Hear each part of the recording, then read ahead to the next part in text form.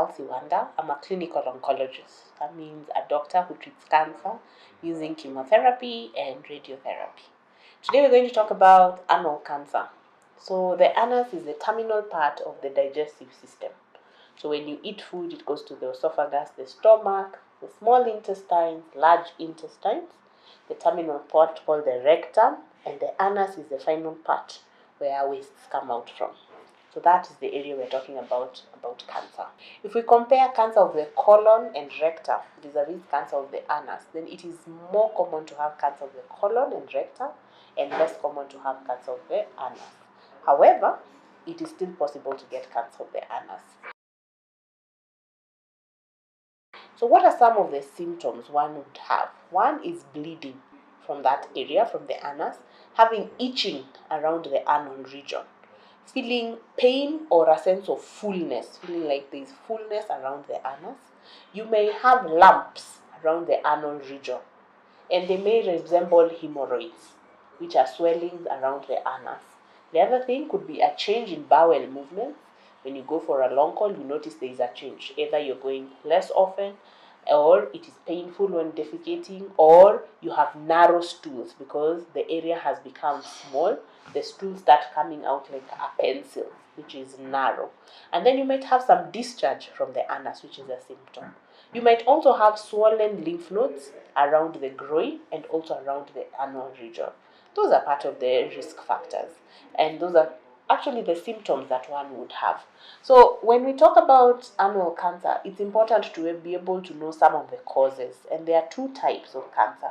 You might have it is a squamous cell carcinoma. Then the joint between the anus and the rectum, you have cells there called adeno.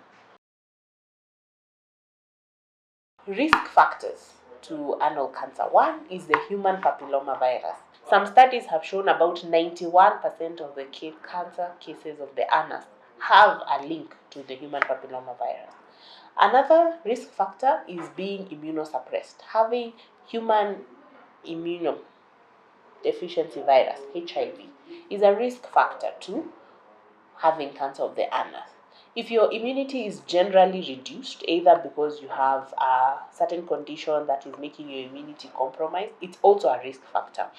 Having had other cancers, for example, if you've had cancer of the prostate, you've had cancer of perhaps the cervix, some of the treatment mechanisms that are done can pose as a risk factor to getting cancer of the anus. The other thing is sexual activity.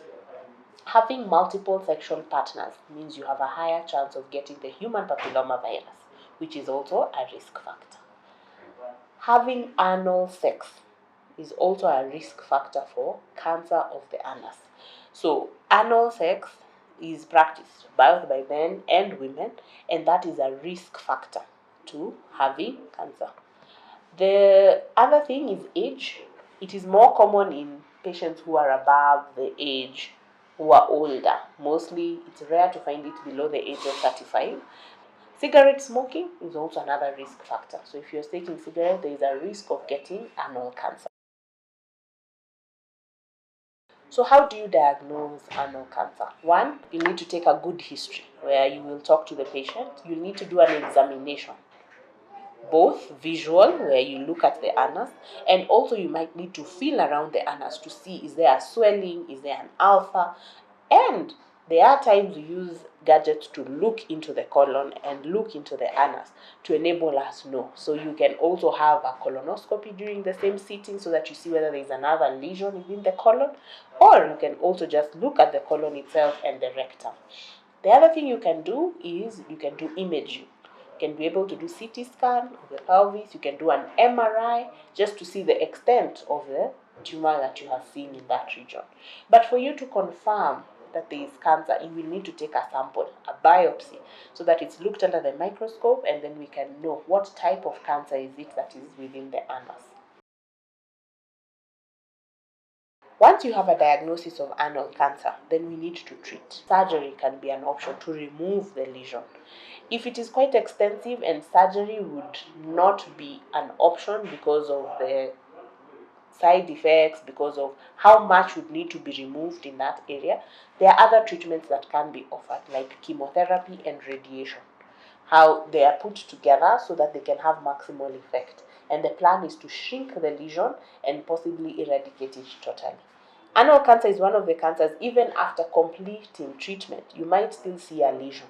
But as time goes by, within 6 to 8 weeks, a month later, it can comfortably, totally be eradicated. So, if a diagnosis of anal cancer is done, we would really want to know your HIV status, because it is a risk factor and it will hamper the recovery period. So, if you are diagnosed to be HIV positive and have anal cancer, we will also initiate treatment, the ARVs. There are times we are able to give even targeted therapy. There's some clinical trials that have been put in place. So, having hemorrhoids, having swelling around your anus should not be ignored. Recurrent hemorrhoids should not be ignored. If you have an ulcer, if you notice blood in your stool, it should not be ignored. If you're having anal sex, then know this is a risk factor and have your anus checked so that we can catch it early. The earlier we catch these diseases, the easier it is to treat. When one is undergoing radiotherapy, I mentioned it is difficult because we are radiating the area where you sit. So when you have the side effects of the treatment, it can include pain, it can include discomfort, which makes it difficult to go along with the everyday activities. So what do we say? Prevention is actually better than going through the treatment. How do we prevent? Cigarette smoking, let's stop that. Have safe sex practices that ensure that you do not get exposed to the human papilloma virus.